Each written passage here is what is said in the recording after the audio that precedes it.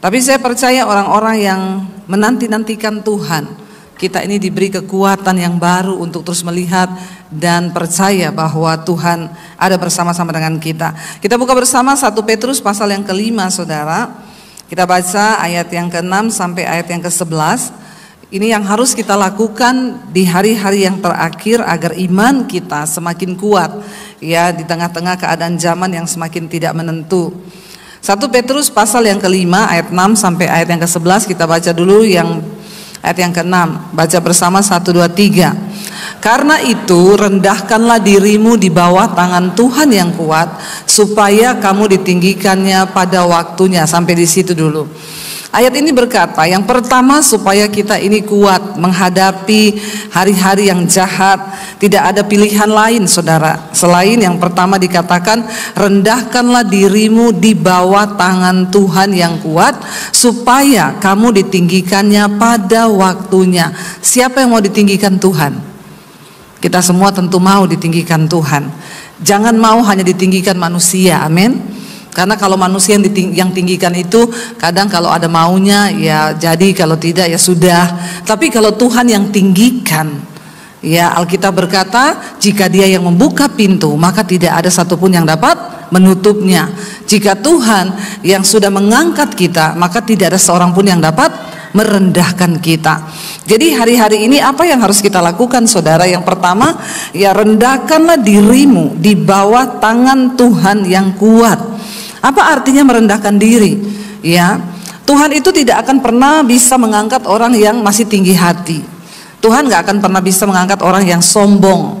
Satu-satunya cara agar hidup kita diangkat Tuhan, dipromosikan Tuhan, dimanapun engkau berada, saudara, janji Tuhan itu begitu banyak bahwa Tuhan itu akan mengangkat orang-orang yang berkenan padanya. Di mana? Di tempat saudara bekerja, di mana? Di dalam keluargamu, di mana? Di tempat pelayanan kita, di mana? Di kotamu. Tuhan sedang mencari orang-orang yang Tuhan itu juga gak sabar loh untuk mengangkat saudara dan saya, amin. Tetapi seringkali yang membuat dia tidak bisa melakukannya bukan Tuhan gak bisa, tapi kitanya ini yang tidak layak untuk dipercayakan sesuatu yang besar, ya. Dikatakan rendahkan dirimu di bawah tangan Tuhan. Hanya orang-orang yang datang merendahkan diri kepada Tuhan yang bisa ditinggikan oleh Tuhan. Selama kita masih sombong, apalagi di hadapan Tuhan, maka kita nggak mungkin akan ditinggikan oleh Tuhan, saudara. Apa artinya rendahkan dirimu di bawah tangan Tuhan yang kuat, saudara? Yang pertama, lakukan segala sesuatu di dalam nama Tuhan Yesus Kristus, amin. Karena banyak orang hari-hari ini bekerja, tapi mereka tidak melibatkan Tuhan. Ya, mari, Alkitab berkata, diberkatilah orang yang mengandalkan Tuhan, tapi terkutuklah orang yang mengandalkan kekuatannya sendiri. Kenapa banyak orang Kristen hidupnya terkutuk? Kita berkata begini, saya ini tidak bikin dosa loh. Saya tidak selingkuh, saya tidak berzina, saya tidak judi, saya tidak rokok, saya tidak pergi ke pohon beringin untuk berdoa. Tapi kok kayaknya hidup saya ini seperti terkutuk. Kenapa, saudara? Karena Alkitab dengan jelas berkata, terkutuklah orang yang mengandalkan dirinya sendiri, yang mengandalkan kekuatannya, yang mengandalkan kepintarannya, yang mengandalkan, ya, keakuannya sendiri. Tapi diberkatilah orang yang mengandalkan Tuhan. Contoh simpel, apapun yang kita mau lakukan, libatkan Tuhan, saudara. Bapak-bapak, ya, bukan berarti ketika kita kaya kita nggak lagi mengandalkan Tuhan loh. Saudara mau berbisnis, libatkan Tuhan di dalam bisnismu. Jangan pernah kau putuskan dengan kekuatanmu sendiri. Orang yang merendahkan diri di kaki Tuhan, dalam segala perkara dia bawa di dalam doa. Ya, saudara mau beli rumah, bawa dalam doa, amin. Apalagi yang nggak punya duit, harus bawa dalam doa. Sedangkan yang punya duit harus berdoa. Apalagi yang tidak punya duit, itu lebih lagi doanya harus kenceng, ya. Jadi saudara, bukan soal kita miskin atau kaya. Mau kita kaya, mau kita miskin, apapun yang kita lakukan, bawa di dalam doa. Tanya Tuhan, dan berani berkata, Tuhan, kalau ini bukan rencanamu, gagalkan dalam nama Tuhan Yesus, amin. Bapak-bapak pernah ada yang berdoa begitu? Ada, ya. Itu tanda kita ini sungguh-sungguh mengandalkan Tuhan. yang pacaran, yang muda-muda, ya, seberapa besar pun cintamu, kau harus berani berdoa, Tuhan, kalau ini bukan jodoh dari Tuhan, maka putuskan dalam nama Yesus. Amin. Jangan ngebet, dalam nama Yesus tetap dia jadi jodohku, apapun yang terjadi dia jadi jodohku. Itu namanya kau memaksa diri. Ya, jangan saudara. Dan orang-orang yang belajar merendahkan diri, mengandalkan Tuhan, mengandalkan keputusan Tuhan, mereka pasti akan berbahagia. Amin. Saya selalu bilang sama anak saya, ingat ya, di hidup ini hormati Tuhan. Kalau kau hidup menghormati Tuhan, maka engkau pasti diberkati dan pasti Tuhan tinggikan engkau. Tapi kalau kau tidak menghormati Tuhan, maka jangan mimpi, ya, jangan mimpi. Mau sekaya apapun engkau, orang tuamu, kalau kau tidak menghormati Tuhan, saudara, nasibmu kasihan. Saya percaya orang-orang di Semarang ini semuanya menghormati Tuhan, insya Allah. Ya, kita harus menghormati Tuhan. Tandanya apa? Dalam hidup ini kita menjauhi dosa. Orang-orang yang sombong, ya, mereka terus melakukan dosa tanpa berpikir, dipikir Tuhan tuh tidak tahu, dipikir Tuhan tuh tidak lihat. Ya, saya percayalah di gereja sini sudah nggak ada lah yang selingkuh-selingkuh. Amin. Aminnya kok tidak rela ya. Masa di Semarang ada yang selingkuh? Ada apa enggak? Ada ya? Banyak atau tidak? Tapi memang dosa perselingkuhan ini di mana-mana ada. Ya, bukan cuma di kalangan artis terjadi kawin cerai, perselingkuhan. Ini menebar ke semua sisi perselingkuhan ini, bukan cuma dari artis, pejabat, sampai ke pembantu, tukang ojek, semua kena yang namanya roh persinahan ini. Ya, dan hati-hati saudara, saya percaya kalau kita ini hidup mendekat kepada Tuhan, menghormati Tuhan, merendahkan diri, tidak mungkinlah kita tuh kena yang begini-begini, itu tidak mungkin. Ya, kalau kita mau berjaga-jaga, tidak mungkinlah kita kena yang begini-begini ini. Saya berdoa kita semua hari-hari ini tidak lagi kena sama yang begini-begini. Kenapa? Karena perjuangan kita ke depan ini semakin berat. Ya, kalau cuma yang begini-begini kita tidak lulus. Apalagi kita berbicara tentang pertempuran, peperangan di akhir zaman yang begitu berat. Ya, jadi jangan ada suami istri rapatkan barisan, berdoa bersama, bergandengan tangan, tidak usah aneh-aneh. Amin. Jauhi hal-hal yang tidak boleh dilakukan. Ya, mau di gereja, mau di mana saja kita nggak bisa merasa kuat. Saya punya teman pendeta. Satu saat dia konseling ibu-ibu yang berantem sama suaminya. Saya sudah bilang, Pak, itu kan perempuan, sebaiknya serahkan ke saya. Oh, enggak apa-apa Bu Debi, saya kuat kok. Ya, kuat saya. Ya udah, saya ya silakan aja kalau merasa kuat. Yang namanya orang konseling itu kan mendengar cerita pasti terbawa. Dan ya memang seorang konselor itu harus punya empati, turut merasakan. Kenapa nggak boleh laki-laki dan perempuan? Ya, nggak boleh karena bahaya. Kita harus turut merasakan. Dia datang di gereja pertama ngomong, Pak Pendeta, suamiku itu kasar orangnya. Saya kalau berantem dimaki-maki. Ya namanya orang konseling, apalagi sudah sambil menangis kan. Ya, kalau sama saya kan saya bisa rangkul, sama-sama perempuan. Ibu yang kuat ya, percaya Tuhan Yesus mengasihimu. Ya, nah kalau Pak Pendeta, ya pertama ya hanya bisa dielus-elus, yang kuat ya Ibu ya, yang kuat. Ibu kuat, Bapak tidak kuat. Ini masalahnya. Jadi yang tadinya awalnya mau konseling jadi konsleting. Nah ini bahaya saudara. Besok datang makin menjadi nangis, dipukulin suaminya. Lah Pak Pendeta kan harus punya rasa iba dong, ya, mengasihi toh. Akhirnya ibu juga sudah nggak bisa menguasai diri, nangislah di pelukan Pak Pendeta. Lalu terjadilah hal-hal yang diinginkan. Jangan bilang tidak karena kalau tidak diinginkan tidak mungkin terjadi. Justru karena diinginkan makanya terjadi. Lah ini kan beda jenis ya, lawan jenis, harusnya berbeda, ketemu konsleting kesetrum. Saudara tahu apa hasil dari pelayanannya? Ibu itu selingkuh dengan suaminya, Pak Pendeta. Ibu itu bercerai dengan suaminya dan dia berselingkuh dengan Pak Pendeta, dan Pak Pendeta pun bercerai dengan istrinya. Apa yang dihasilkan dari pelayanan yang seperti ini? Saya mau bilang Bapak Ibu, hati-hati. Yang namanya roh ini tuh bahaya sekali. Makanya kita perlu terus merendahkan diri di kaki Tuhan. Artinya apa? Tuhan, aku ini tidak kuat. Ya, sekarang itu aneh-aneh. Ya, ada bapak-bapak datang sama saya, Bu Debi, saya mau konseling. Ya, jadi saya kalau konseling bapak-bapak itu, saya buka speakernya biar suami saya mendengar. Ya, karena ya jangan akhirnya berdua juga salah. Kenapa Pak? Jadi begini Bu. Saya itu dulu, saya ini kena kutuk apa tidak ya? Kenapa? Jadi sekarang tuh usaha saya sepi, barang nggak ada yang keluar dari toko, ya nggak tahu. Saya itu besok sudah jatuh tempo, saya nggak tahu mau bayar pakai apa karena sepi.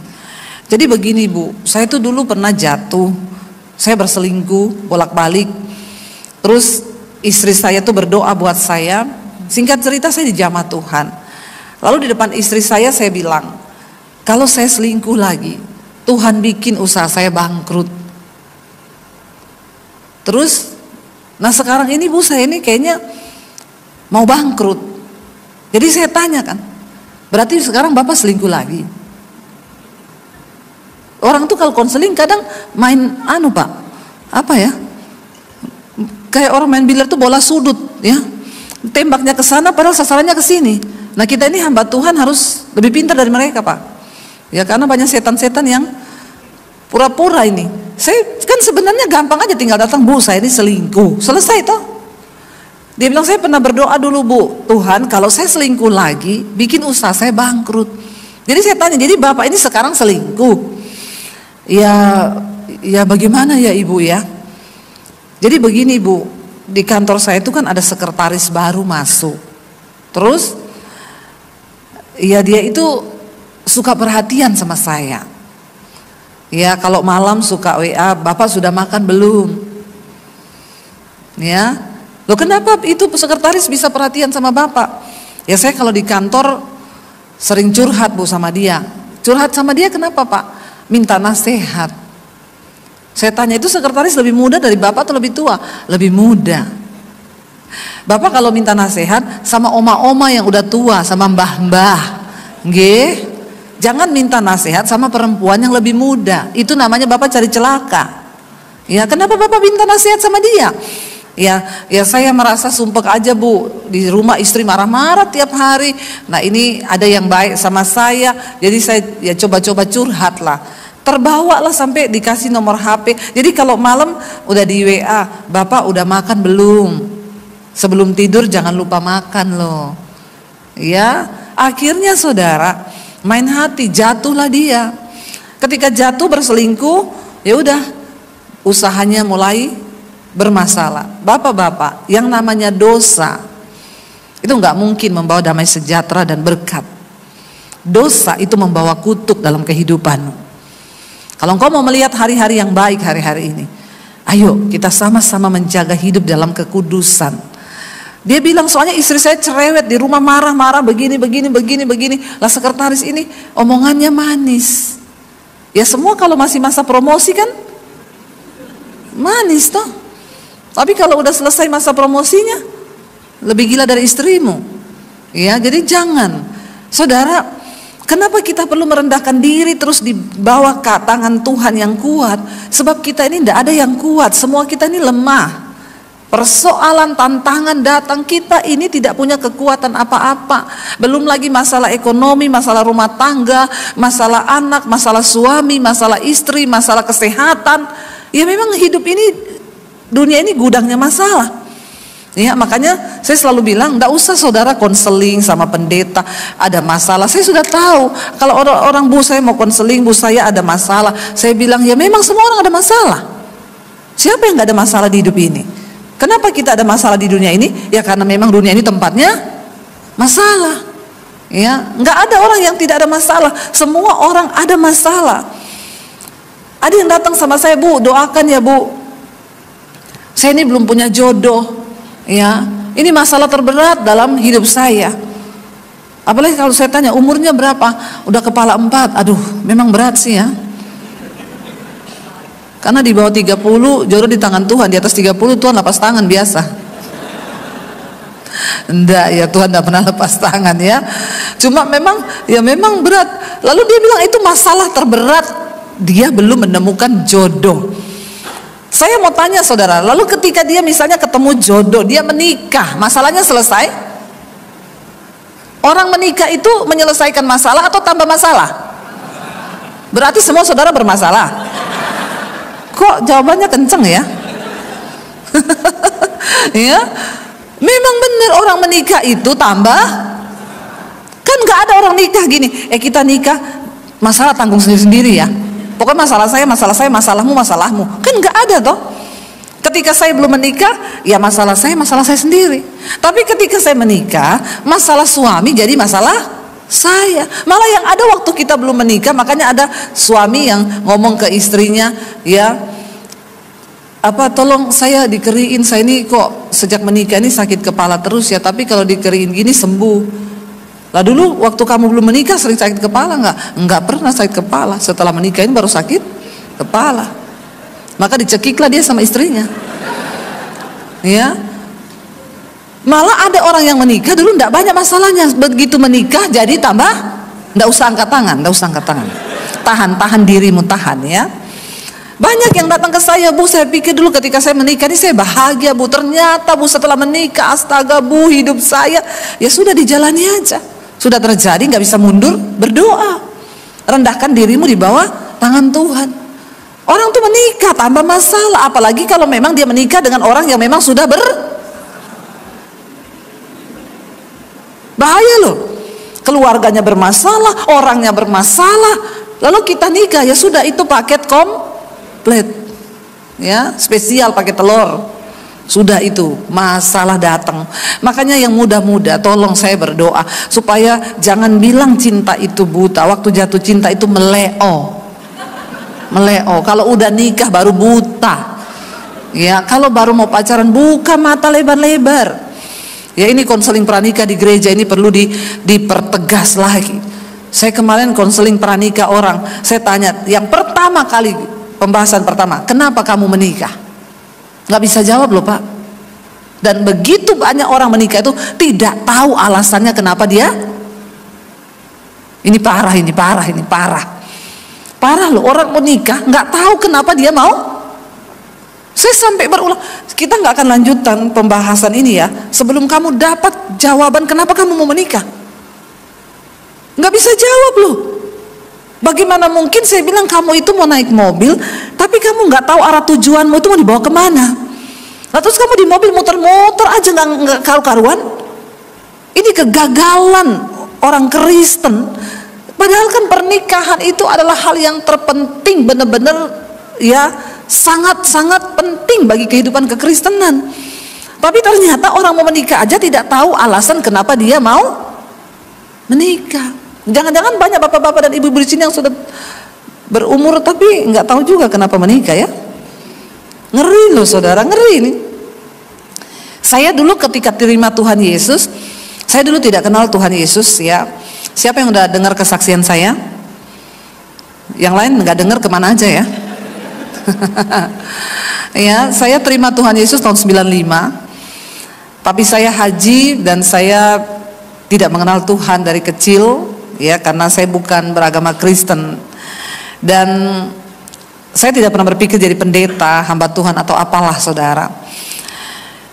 Saya menjalani hidup sampai lulus SMA. Saya punya agama tapi saya nggak kenal Tuhan. Saya melakukan dosa, saya pikir hidup itu ya cuma hidup dan kita bebas melakukan apa yang kita mau. Sampai akhirnya saya jatuh dalam banyak dosa, saya hancur hidup saya, masa muda saya hancur. Lalu iblis datang berkata, kamu udah hancur hidupmu, mati aja, bunuh diri aja. Di situ saya berpikir, ya yang terbaik itu mati. Sejak saat itu terus terpikir untuk saya pengen mati, bunuh diri. Ya, dan sering kali iblis datang, apalagi papi saya itu galak, ya kalau mukul tuh suka, wah sampai biru-biru badan saya, dihajar sama papi saya. Tapi mami saya bilang, kamu mengerti aja kenapa papi seperti itu, karena dia punya banyak pegangan. Papi saya punya banyak ilmu, salah satu yang sangat mempengaruhi karakternya sampai dia marah-marah karena dia punya ilmu kebal. Sejak dia pegang ilmu itu tiap hari marah. Jadi di sini kalau ada bapak-bapak yang marah-marah itu pasti ada ilmu kebal. Fix itu, fix ya. Itu bukan dari Tuhan. Akhirnya saya kepahitan dengan hidup, saya kepahitan dengan orang tua, lalu saya jatuh dalam dosa dan ujung-ujungnya saya pengen mati, bunuh diri. Tapi di saat itulah saya bertanya, apakah Tuhan itu ada? Kalau memang Tuhan ada, siapa Tuhan itu sebenarnya? Iman sebiji sesawi itu bisa memindahkan gunung dalam hidupmu. Artinya apa? Ketika ada sebuah pertanyaan tentang Tuhan dan engkau ingin mengenal siapa Tuhan itu adalah iman yang hanya sebiji sesawi yang kecil sekali, tapi itu diperhitungkan Tuhan. Karena saya berpikir mau mati, lalu saya mulai bertanya, kalau saya mati saya kemana? Ya, apakah surga itu ada, apakah neraka itu ada? Tapi kenapa saya nggak tahu bagaimana tentang jalan hidup ini? Lalu ada sebuah kerinduan untuk mencari siapa Tuhan itu. Saya sudah tulis surat ya buat orang tua saya minta maaf kalau saya banyak dosa begini-begini, tapi ini jalan yang terbaik. Saya minta maaf sama papi mami kalau saya mengakhiri hidup saya dengan bunuh diri. Bagi saya ini yang terbaik, karena saya tahu tidak ada orang yang sayang sama saya. Tapi malam itu saya tantang Tuhan, saya bilang sebelum saya mati bunuh diri, saya tuh pengen ketemu Engkau yang menciptakan saya ke dunia ini. Siapa Engkau yang sebenarnya? Di situ saudara, saya menangis di kamar saya dan tiba-tiba Tuhan itu mendatangi saya secara pribadi. Dia datang menjamah saya dan saya tahu saya dijamah Tuhan. Kenapa? Karena Alkitab berkata ketika Roh Kudus itu turun atas seseorang, maka Roh Kudus itu akan menginsyafkan orang itu yang pertama akan dosa, kebenaran, dan penghakiman. Saya tiba-tiba mengalami lawatan Tuhan. Saya menangis sejadi-jadinya karena saya merasa untuk pertama kalinya saya ini kotor dan saya ini orang berdosa. Seringkali orang tidak merasa dirinya itu kotor, dia nggak merasa dia berdosa. Tapi perjumpaan dengan Tuhan selalu diawali dengan penyangkalan diri yang merasa bahwa aku ini kotor Tuhan, aku ini berdosa. Lalu dari situ saudara, saya nangis berjam-jam. Saya tidak bisa berkata-kata, tapi saya mengalami kasih Tuhan yang begitu dalam, sehingga setelah itu mulut saya hanya terus memanggil Yesus, Yesus, Yesus. Dan sejak malam itu nggak ada pikiran mati, nggak ada pikiran bunuh diri. Yang ada di benak saya cuma saya pengen kenal Tuhan Yesus itu. Lalu saya cari gereja, sembunyi-sembunyi. Dulu saya pelatih senam aerobik saudara. Percayalah saya pernah kurus dulu. Saya pakai baju senam, saya cari gereja, saya ikut ibadah, setelah itu saya pulang. Lalu saya bawa Alkitab. Rasa lapar dan haus akan Tuhan. Waktu saya dikasih Alkitab, saya baca Alkitab di rumah itu 1 hari 6 sampai 7 jam. Saya baca dengan lapar dan haus. Saya yakin tidak ada orang Kristen yang seperti itulah. Ya Pak ya. Siapa yang baca Alkitab tiap hari? Bagaimana mungkin? Membaca saja aku sulit. Ya, banyak orang Kristen nggak baca Alkitab.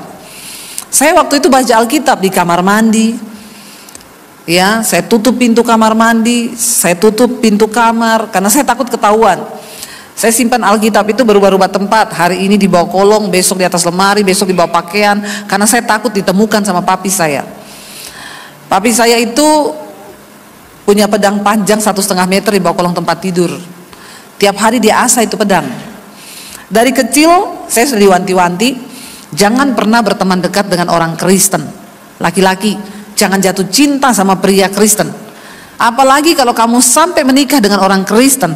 Dengar baik-baik, papi bilang ya lebih baik papi masuk penjara, papi bunuh kamu daripada kamu bikin malu keluarga. Jadi saya tidak pernah jatuh cinta sama cowok Kristen. Nggak berani. Padahal yang ganteng-ganteng itu cowok Kristen. Amin. Yang bertobat. Yang gak bertobat sama aja mirip setan. Jadi saudara, saya takut. Nah ketika saya terima Tuhan Yesus, ketakutan itu tiap hari saudara. Tapi saya bersyukur, saya baca Alkitab di tengah Ketakutan saya, aniaya itu aniaya loh, aniaya saudara. Saya harus baca Alkitab di kamar mandi, ya. Nanti kalau orang datang saya stop lagi, saya sembunyi pura-pura siram air supaya didengar lagi apa gitu ya. Memang Alkitab firman Tuhan berkata, iman itu bertumbuh dari aniaya dan pembacaan firman Tuhan. Makanya orang Kristen tuh kalau nggak ada aniaya, imannya nggak tumbuh. Saya doakan supaya saudara dianiaya. Aniaya itu bukan cuma mau dibunuh, ya. Kita mengalahkan daging, ini aniaya. Kita difitnah nggak bisa balas. Kita suruh memberkati orang yang berbuat jahat sama kita, itu aniaya. Dan itu bikin iman kita tumbuh. Makanya orang Kristen itu kalau sudah nggak ada aniaya, ya nggak tumbuh imannya. Masalah yang datang itu bisa jadi aniaya untuk membawa iman kita semakin bertumbuh. Lalu saudara, saya mulai bertumbuh dalam iman, saya baca Alkitab. Singkat cerita, saya mengalami perubahan hidup. Semua Tuhan ubahkan. Dari cara berpakaian saya dulu pelatih senam aerobik saudara. Makin seksi makin bangga dulu. Tapi ketika saya bertobat, saya tahu, aduh itu menjadi hal yang sangat menjijikkan. Makanya kalau saya lihat orang Kristen sekarang, udah Kristen tapi pakai baju, ya, apa ya, semuanya di ler gitu ya. Pahanya di ler, masa lebih mahal Kentucky paha ayam daripada pahamu? Ya jangan dipamerin, jangan makanya sekarang tuh roh persinahan bekerja luar biasa. Apalagi kalau ke gereja. Di sini mungkin nggak ada, di Jakarta banyak. Pakai setali ke gereja, ya pakai you can see. Nanti kalau dia memuji Tuhan diangkat tangan begini, kasihan yang di sebelahnya.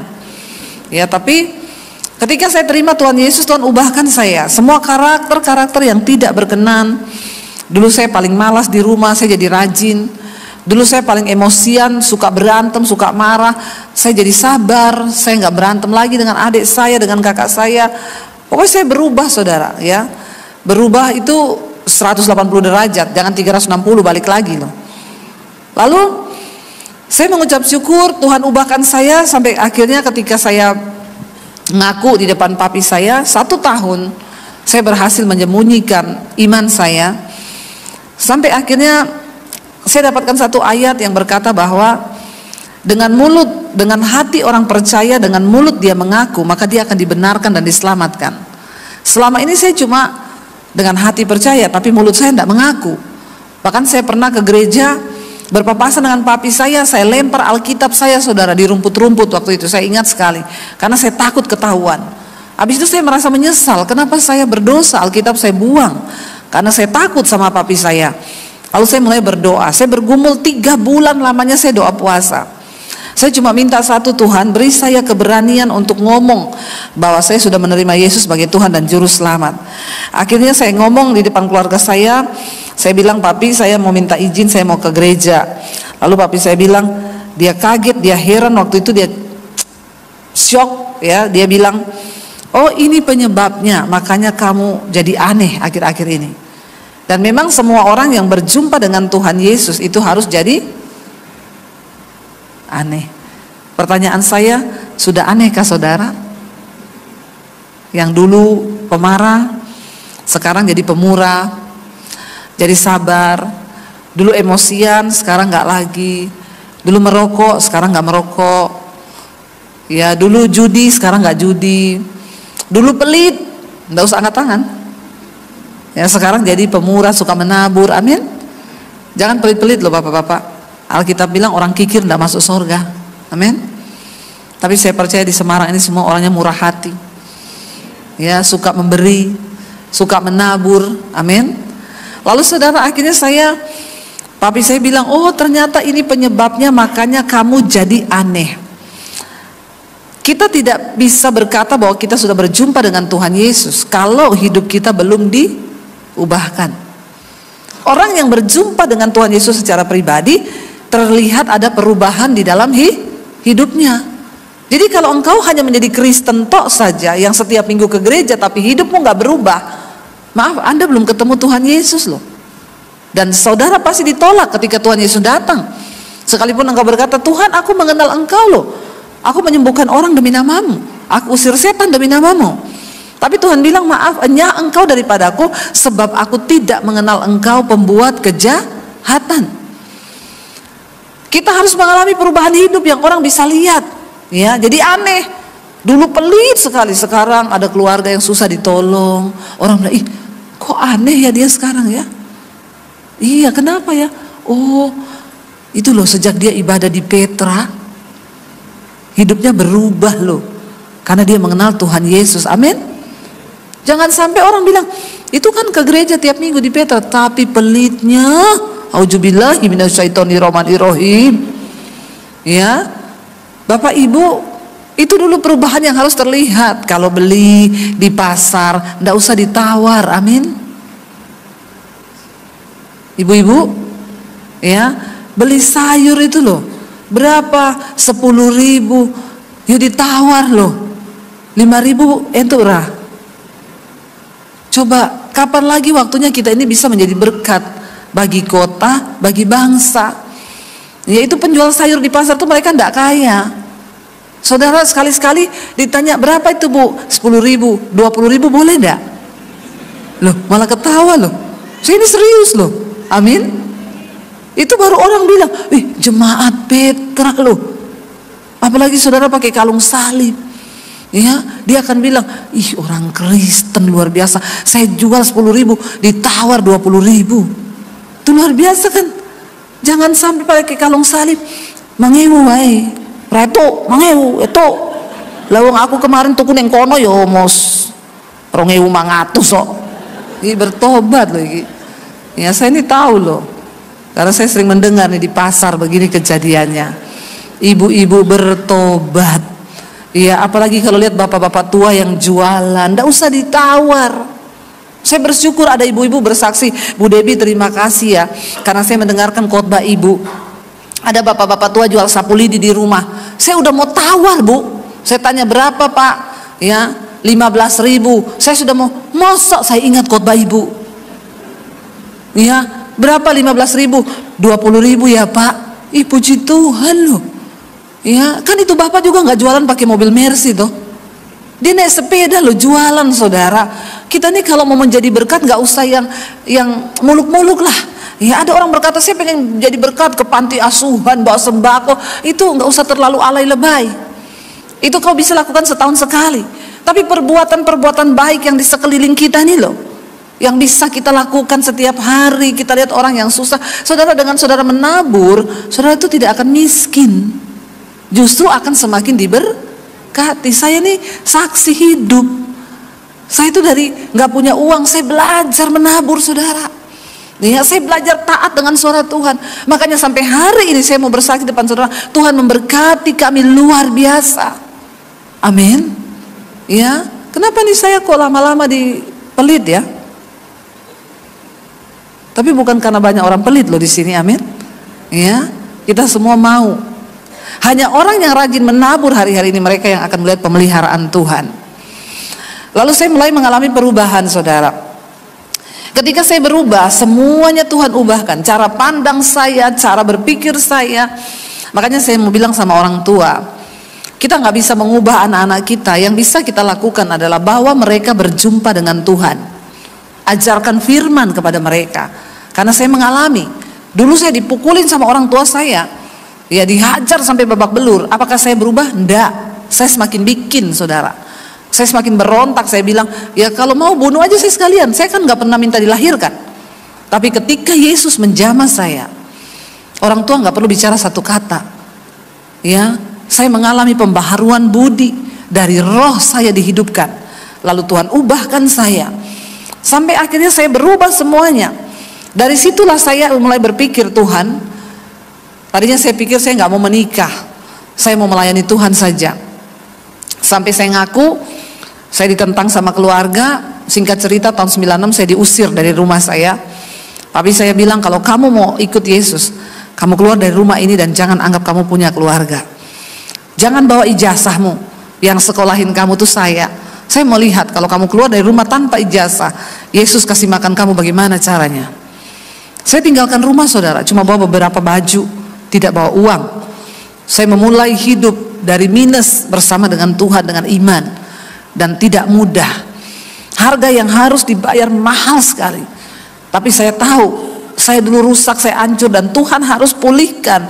Kenapa? Sebelum Tuhan angkat Yusuf, Dia izinkan Yusuf mengalami penderitaan yang begitu berat. Karena lewat proses dan penderitaan, iman kita itu bisa disempurnakan. Karena lewat proses dan penderitaan, hidup kita ini bisa direndahkan. Sampai akhirnya kita punya kerendahan hati di hadapan Tuhan, baru Tuhan bisa meninggikan. Kenapa Daud sebelum diangkat menjadi raja, dia diproses habis-habisan oleh Tuhan, ya, bahkan dia dikejar, mau dibunuh, dipermalukan, direndahkan. Cuma itu cara untuk membuat kita ini rendah hati di hadapan Tuhan. Karena itu saya berdoa, kalau hari ini saudara sedang ada dalam persoalan atau masalah, anggaplah itu satu cara Tuhan untuk merendahkan hidupmu di bawah tangan Tuhan yang kuat. Amin. Supaya kalau engkau sudah merendah hati di hadapan Tuhan, barulah Tuhan bisa meninggikan kita. Saya menjalani proses itu saudara, dari kota Poso saya ke kota Palu. Saya tinggal di tempat kos-kosan sepupu saya untuk bisa dapat makan. Saya cuci baju, saya nyapu, ngepel, nyetrika. Saya jadi pembantu di situ. Tapi saya tahu Tuhan sedang menghancurkan manusia lama saya untuk dipersiapkan menjadi manusia yang baru. Tanpa proses, tanpa pembentukan karakter, kita nggak bisa diangkat tinggi Tuhan. Nggak bisa saudara. Dunia bisa beri kesuksesan yang palsu, tapi hanya karakter yang bisa membuat kita berkenan kepada Tuhan. Lalu akhirnya saya diubahkan Tuhan. Saya tadinya berpikir saya tidak mau menikah, saya melayani Tuhan saja. Tapi dalam perjalanan Tuhan teguhkan saya menikah. Saya bilang, Tuhan, kalau saya mau menikah, maka pernikahan itu satu tujuannya untuk menggenapi rencana Tuhan, bukan yang lain. Jadi saya mulai berdoa buat jodoh saya. Bayangkan saya dari Sulawesi, dari Poso ke Palu, Palu Makassar, saya sekolah Alkitab. Lalu saya mulai berdoa buat jodoh saya. Ternyata saya ketemu wong Solo. Ya, di Solo saudara, jauh loh. Bayangkan orang Sulawesi ketemu orang Solo. Ya, saya akhirnya pelayanan ke Solo waktu itu, lalu kami bertemu saudara. Dan benar, ya Tuhan pertemukan benar-benar untuk menggenapi rencana Tuhan atas hidup saya. Ya, saya menikah dengan suami saya, kita nih kayak botol ketemu tutup. Ya, saya bikin lagu rohani, saya ciptakan lagu, suami saya yang aransemen. Saya di YouTube, suami saya yang syuting, dia yang konten kreatornya. Saya nulis buku, dia yang desain. Jadi benar-benar Tuhan perlengkapi kami, saudara. Ya, makanya yang muda-muda di sini, sekali lagi tujuan dari sebuah pernikahan itu adalah untuk menggenapi rencana Tuhan. Kalau cuma untuk membatalkan rencana Tuhan, tidak usah nikah, mending jadi perawan tua. Daripada kau nikah untuk menggagalkan, dan susah prosesnya itu luar biasa. Tapi Tuhan izinkan semua terjadi dalam hidup kita ini supaya Alkitab berkata tadi, rendahkanlah dirimu di bawah tangan Tuhan yang kuat supaya kamu itu ditinggikan pada waktunya. Jadi ingat, proses, persoalan, tekanan, apapun yang kita lewati hari-hari ini itu adalah bagian dari proses Tuhan untuk kita ini direndahkan di bawah tangan Tuhan supaya tiba saatnya kita ditinggikan pada waktunya. Saya sudah melihat bagaimana Tuhan sanggup mengangkat orang-orang yang rendah saudara menjadi alat untuk kemuliaan Tuhan. Saya ini siapa? Kalau hari ini Tuhan percayakan banyak hal, nanti besok saya akan bersaksi bagaimana Tuhan percayakan banyak hal yang besar lewat pelayanan kami hari ini. Itu benar-benar semua hanya karena anugerah. Saya ini orang yang keluar dari rumah tidak bawa ijazah loh. Kalau dipikir, apa yang bisa saya lakukan dengan tanpa ijazah di tangan? Tapi tidak ada perkara yang mustahil bagi Tuhan. Karena kita tahu Dia turut bekerja untuk mendatangkan kebaikan bagi orang-orang yang sungguh-sungguh mengasihi Dia dan yang terpanggil sesuai dengan rencana Tuhan. Tetaplah berjalan di dalam rencananya. Rendahkan dirimu. Ya, bagaimana cara kita juga direndahkan Tuhan? Waktu kau difitnah saudara, tidak usah balas. Amin. Tidak usah bikin status di Facebook. Ya, sekarang ini banyak orang ada masalah bikin status. Ya, lihat saja nanti kau ya, di depan lain, di belakang lain. Saya tahu mulutmu itu, ngapain coba bikin status begitu di sosial media? Ya, kan nggak penting. Ya, urusan kemarin ada lagi yang bikin status, saya baca orang Kristen bikin malu. Saya nama ini mulai hari ini dengan suami saya, kami memutuskan hubungan persaudaraan dengan ipar saya yang bernama ini. Mulai sekarang hubungan kita selesai, end. Dalam hati saya, ini orang Kristen loh. Dia bikin status di Facebook seperti itu. Coba saudara, Ya, kalau ada masalah, seberapa berat pun engkau difitnah, engkau ditekan, berbahagialah. Waktu kau tahu itu bagian dari Tuhan sedang merendahkan dirimu, berarti Dia sedang mempersiapkan engkau untuk diangkat tinggi. Amin. Kalau kita direndahkan, rendahkan diri di bawah tangan Tuhan. Doakan orang yang menyakiti kita, iparmu, saudaramu, mertuamu, menantumu. Ya, Tuhan tidak punya cara lain saudara untuk mengangkat hidup kita selain melewati proses kita direndahkan. Hanya orang-orang yang sudah direndahkan, mereka yang dapat diangkat tinggi oleh Tuhan. Saya mengalami direndahkan dari keluarga, dari pendeta, dari siapapun saya mengalami saudara. Tapi Tuhan melihat respon hati kita. Duduk di kaki Tuhan, doakan orang yang menganiaya kamu.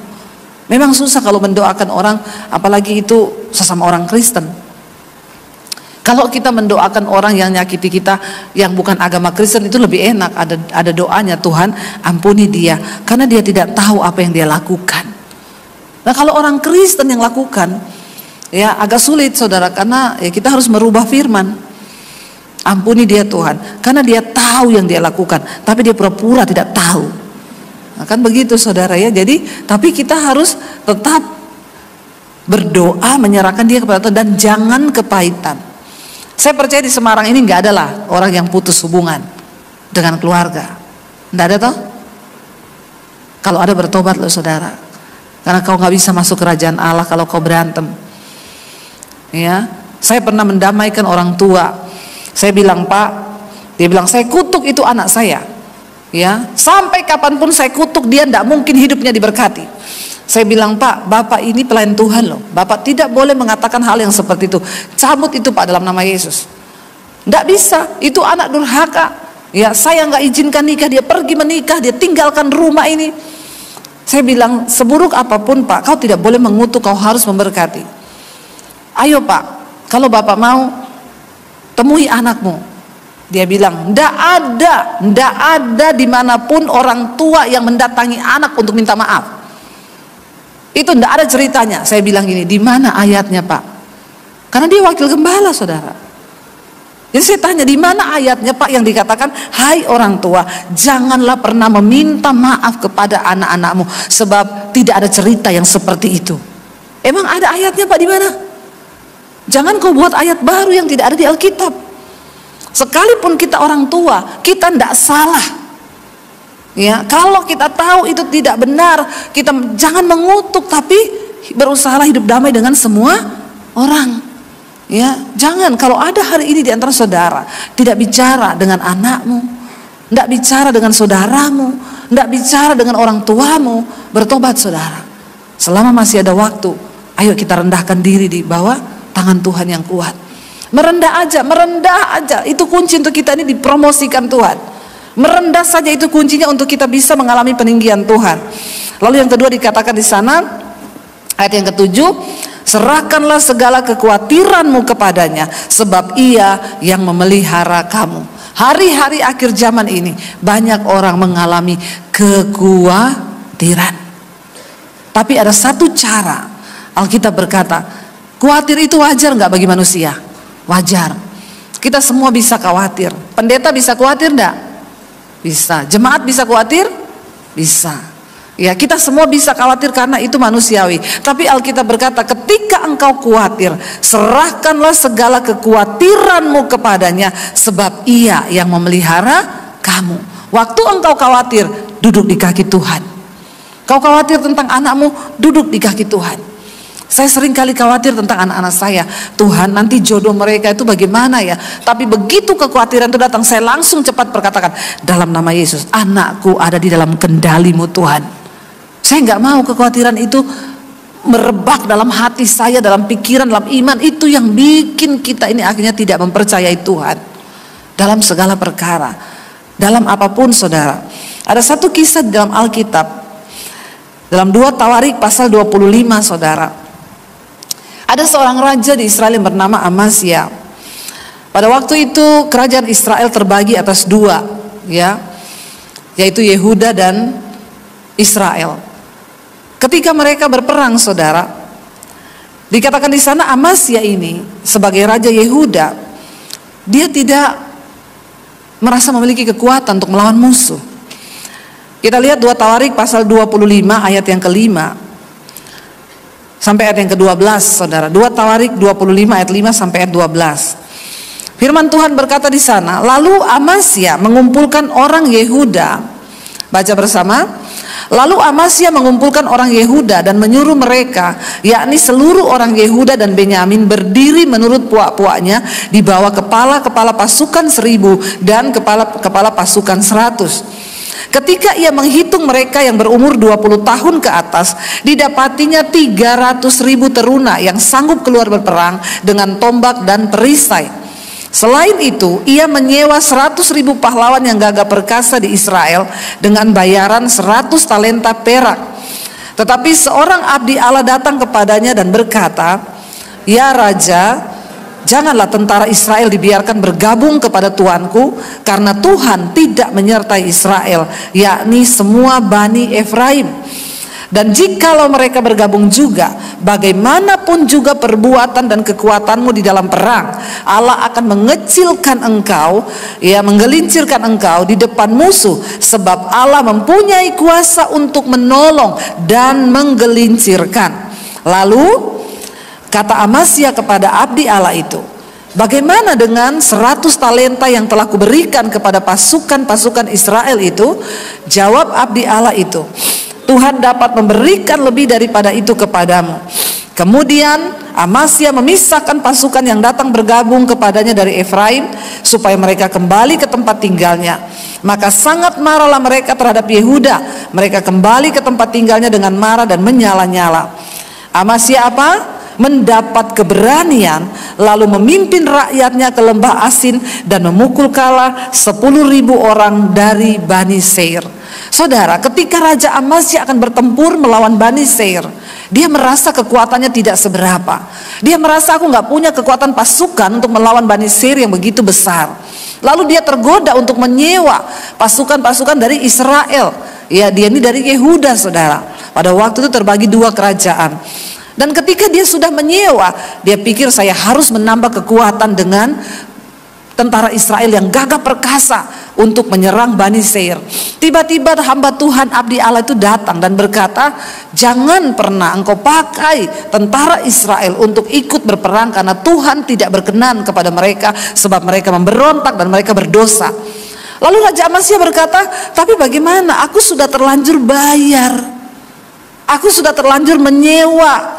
Ya, dikatakan di sana, bagaimana ya kalau aku nggak jadi pakai, aku sudah menyewa 100.000 pahlawan yang gak perkasa dari Israel itu, ya. Dan dia bilang, ya bagaimana, 100.000 itu saya sudah sewa kepada mereka, ya. Dan dia bilang, saudara, di sana abdi Allah itu berkata, kalau kamu tetap nekat, seberapapun kekuatan yang sudah kau bangun, seberapapun usahamu untuk memenangkan peperangan itu, Tuhan akan menggelincirkan engkau di depan musuhmu.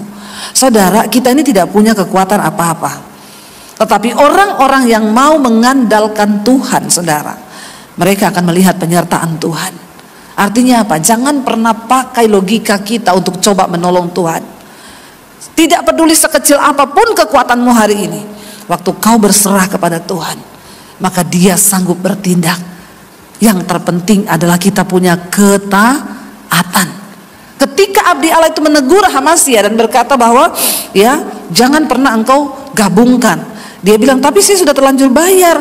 Tapi abdi Allah itu berkata, Tuhan sanggup memberikan lebih daripada apa yang sudah kau keluarkan. Seringkali ada sesuatu yang harus hilang ketika kita memilih untuk mengandalkan Tuhan. Tapi tidak apa-apa, saudara, sebab Tuhan memperhitungkan semua harga ketaatanmu di dalam Dia. Amin.